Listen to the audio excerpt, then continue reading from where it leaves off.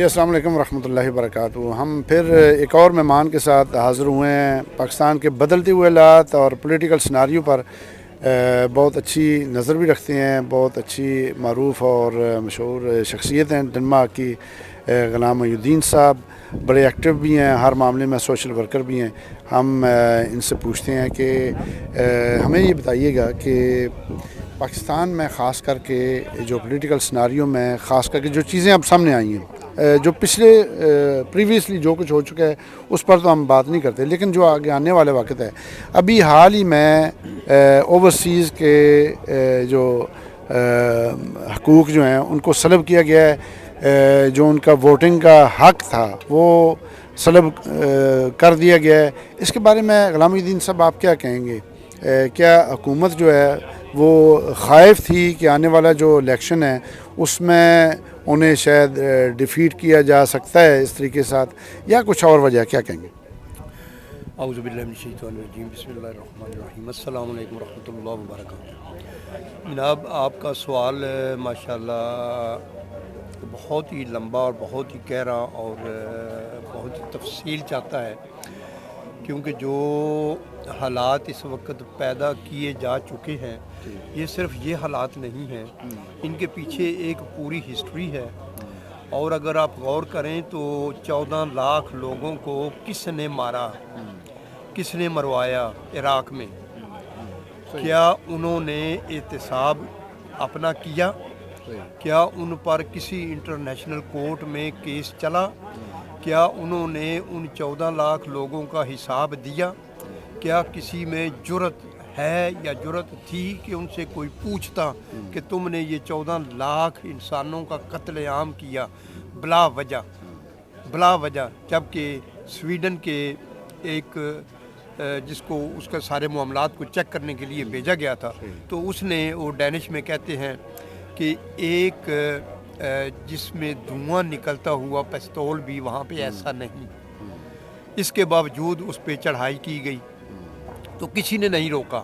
آج اگر روس نے ان کو روکنے کے لیے کہ میرے بارڈر کے قریب مت آئیں, یوکرائن پہ کچھ کیا ہے جو کہ سراسر غلط ہے, ناجائز ہے, نہیں ہونا چاہیے, لیکن وہ ان کی وجہ سے ہوا, تو اس پہ سب کو تکلیف ہے.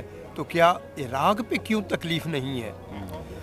اگر لیبیا دیکھیں تو ہم چونکہ ڈنمارک میں رہتے ہیں تو ڈنمارک کے حالات دیکھیں گے تو ڈنمارک کے جہازوں نے جا کے لیبیا پہ بمبارمنٹ کی. لیبیا نے کون سے ملک کے اندرونی معاملات میں مداخلت کی تھی؟ کون سے ملک کو جو ہے وہ لیبیا سے خطرہ تھا؟ اس کی تو اپنی فوج ہی نہیں تھی. تو ان پہ جا کے انہوں نے, اور ان کا جو اپنا سوشل سٹینڈرڈ تھا وہ ڈنمارک اور اسکینڈینیویا سے ڈبل بہتر تھا, بلکہ اس سے بھی 3 گنا بہتر تھا. اس کے باوجود ان کی اکنومی کو تباہ کیا گیا, ان کے پورے سٹرکچر کو تباہ کیا گیا, ان کے ہر معاملات کو تباہ کیا گیا. کیوں؟ ان کو کوئی ہے پوچھنے والا؟ کیوں نہیں کوئی پوچھنے والا؟ کیونکہ یہ سپر پاور ہیں. تو آج اسی طرح سیریا میں دیکھ لیں کتنے لاکھوں مسلمانوں کو شہید کیا جا رہا ہے. اسرائیل میں دیکھ لیں وہ کس طرح سے ظلم کی انتہا کر رہا ہے. انڈیا میں دیکھ لیں وہ کس طرح سے کشمیر میں ظلم کی انتہا کر رہا ہے. کسی کو کوئی نہ کوئی انسانیت ہے, نہ کوئی انسانی قدر ہے, انہیں کسی چیز کی کوئی پرواہ نہیں ہے. اور بڑا اچھا پیرالل جو ہے آپ ڈرا کر رہے ہیں اور انٹرنیشنل لیول پہ کر رہے ہیں, لیکن پاکستان میں وہی میں آ رہا ہوں نا پاکستان کے. تو اب پاکستان میں انہیں یہ برداشت نہیں ہوا کہ ایک پاکستان ہمارے ہاتھ سے کیوں نکلتا جا رہا ہے. پاکستان کیوں اپنی مرضی سے اپنی اکنومی کو درست کرنے کی طرف چل پڑا ہے. یہ برداشت ان سے نہیں ہوا. اب دیکھ لیں کہ پاکستان روس کے ساتھ کیوں تعلقات بہتر کر رہا ہے. اب اگر پورا یورپ تیل لے رہا ہے اور ہمارا جو تیل لیتے ہیں اس سے باقی دنیا سے وہ بہت زیادہ تیل لے رہے ہیں, گیس لے رہے ہیں, اس کی تکلیف نہیں ہے, پاکستان کی تکلیف ہے, کیونکہ پاکستان کو 30% سستا تیل وہاں سے مل رہا تھا. ان کو صرف یہ تکلیف نہیں, ان کو یہ تکلیف ہے کہ پاکستان دفاعی لحاظ سے جبکہ ہم کنٹرول کر کے اس کو رکھنا چاہتے ہیں, اور یہ دفاعی طور پر اٹامک پاور بھی بن گیا ہے, بہت سے میزائل بھی اس کے پاس ہیں، لانگ رینج میزائل بھی اس کے پاس ہیں، بلکہ یہاں تک کہ وہ جو سپر ہارنگ میزائل ہیں وہ بھی جو ہے یہ اپنے اس کے بھی غور کر رہا ہے. ہم نے ان کے جہاز بند کیے تھے ان کو دینے، جہاز انہوں نے اپنے بنا لیے. چائنا کے ساتھ ان کے تعلقات دفاعی لحاظ سے بہت آگے چلے گئے ہیں. تو یہ ساری بڑی ترقی کر رہا ہے پاکستان. بالکل سارے معاملات کی انہیں بہت تکلیف تھی. اور پھر جو سی پیک کا معاملات ہیں پاکستان میں، پاکستان ایک اکنامک ہب بنتے جا رہا تھا. اور یہ بات عمران خان کی میری تو سمجھ میں آتی ہے کہ دنیا کے لوگ اگر اسٹیبل پاکستان چلتا رہے اور یہ جو ڈاکو، قاتل اور چور ان کو اگر سزائیں صحیح وقت پہ ملیں اور ان کو اگر خاموش کیا جائے اور ان کی لوٹ مار کو اگر بند پاکستان میں کیا جائے تو یقیناً پاکستان وہ ملک ہوگا کہ ہمیں یہاں رہنے کی ضرورت نہیں. جو مزدوری ہم یہاں کرتے ہیں اس سے بہتر مزدوری ہم پاکستان میں کر سکتے ہیں، ہمیں کوئی پرابلم نہیں ہے. غلام الدین صاحب آپ نے بالکل صحیح فرمایا کہ یہ سازش ہوئی اور پھر مداخلت بھی ہوئی. بعض اوقات تو پاکستان میں اب ایک ڈسکشن نہیں چل پڑی ہے کہ کیا یہ سازش تھی یا مداخلت تھی. تو دیکھا جائے تو یہ دونوں چیزیں تھیں کٹ شارٹ کرتے ہوئے. مجھے یہ بتائیں کہ یہ خاص کر کے جو میرا پہلا سوال تھا کہ یہ جو حق جو ہے ہمارے اوورسیز کا جو سلب کیا جا رہا ہے اس کے بارے میں آپ کیا کہیں؟ میں آپ کو تھوڑا شارٹ بتا دوں. یہ جو سازش اور مداخلت کا ہے، میں سمجھتا ہوں کہ اس سے بڑا بیوقوف آدمی کوئی نہیں ہے جو اس پہ بحث کرے. کیونکہ جب یہ ایکسیپٹ ہو گیا کہ مداخلت ہو گئی ہے تو سازش جو ہے یہ تو بہت پہلے کی سٹیج ہے. یہ تو سٹارٹ میں شروع میں کنفیوز کرنے کے لیے لوگوں کو اس میں ڈال دیا گیا. شروع میں ایک سازش ہوتی ہے اور اس سازش کے نتیجے میں ایک مداخلت ہوتی ہے. اور جب مداخلت ہو گئی تو جب انڈیا نے مداخلت کر کے بنگلہ دیش کو بنا دیا تو سازش کو آپ کہاں رکھیں گے؟ کم از کم کوئی عقل سے آپ نے صحیح ڈیفینیشن دی ہے. کیا آپ عقل سے آری ہو گئے ہیں اس بحث میں پڑے ہوئے ہیں؟ اور سازش تو رہی بہت پیچھے گئی ہے، وہ تو بہت پہلے کی بات تھی. اب تو مداخلت میں معاملات مداخلت ہو گئی بالکل ایسے ہی. اور کمنگ ٹو دا پوائنٹ اب آصف زرداری صاحب نے جو اوورسیز پاکستانیوں کے بارے میں کچھ کلام کچھ جو کیا ہے اس کے بارے میں آپ کیا کہیں گے؟ اور خاص کر کے یہ حق جو ہے وہ ختم کرنے میں تلے ہوئے ہیں، اس کے بارے میں آپ کیا کہیں؟ میں سمجھتا ہوں یہ مکمل نااہل ہیں، عقل سے مکمل عاری ہیں.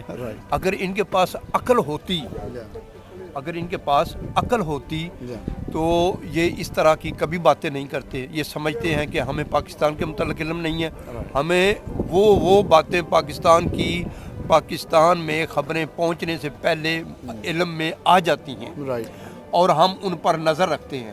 ہم پاکستان کی اکنامک پہ نظر رکھتے ہیں، ہم پاکستان کی معاشیات پہ، سیاسیات پہ اور ان غریبوں کی جو تنظیمیں یہاں پہ. میں خود اس چیز میں کم از کم 2 سے 3 فلاحی تنظیموں میں کام بھی کر رہا ہوں اور ان کو بنانے میں، یہاں پہ رجسٹر کرنے میں، ان کے یہاں کے لوکل قانون تاکہ ہم کسی اور معاملات کو صحیح طریقے سے بنانے میں. ایسی 3 آرگنائزیشنز ہیں جن میں میں خود کام کر رہا ہوں. ریمیٹنسز جو ہیں وہ جا رہے ہیں اور ریڑھ کی ہڈی ہیں بالکل. اور پاکستان میں جن کا حق بنتا ہے، جو پاکستان کا قانون ہے وہ ہر غریب کو، ہر مسکین کو، ہر یتیم کو یہ حق دیتا ہے کہ گورنمنٹ ان کی مدد کرے. یہ مدد نہیں کرتے، وہ ہم مدد کر رہے ہیں تو ہم ان سے زیادہ بہتر حقدار ہیں ووٹ کے بھی اور وہاں پہ پارلیمنٹ میں بیٹھنے کے بھی اور ہر معاملات میں. میں سمجھتا ہوں کہ ان نااہلوں، جاہلوں، یہ بہت بڑے جاہل ہیں. صحیح بات. یہ جاہلیت کی انتہا، ان کو تو ہوس ہے. لیکن چلیے یہ جو غلام الدین صاحب یہ جاہل ہیں، نااہل ہیں، تو لوگ جو ان کے پیچھے چل رہے ہیں ان کے بارے میں آپ کیا کہیں گے؟ جو دیکھتے ہوئے بھی سارا کچھ منظر عام پر اور ویسے بھی بیہائنڈ دا سینس پتہ ہے سب حقیقت کو جانتے ہوئے، وہ ان کے بارے میں آپ کیا کہیں گے ان شارٹ کٹ؟ یہ جو امریکہ ہے، یورپ ہے، یہ کس چیز پہ دنیا میں لڑ رہا ہے؟ جمہوریت کے لیے نہیں، انسانیت کے لیے نہیں، یہ صرف اپنے مفاد کے لیے لڑ رہے ہیں. اور وہ لوگ جو ان کے پیچھے لگے ہوئے ہیں وہ اپنے مفاد ہیں کہ میں تھانے میں چلا جاؤں، اگر تھانے میں چلا جاؤں گا تو کیا ہوگا، وہاں چلا جاؤں گا تو میرا کام نہیں ہوگا. بھائی جہنم میں جائیں یہ سارے کام.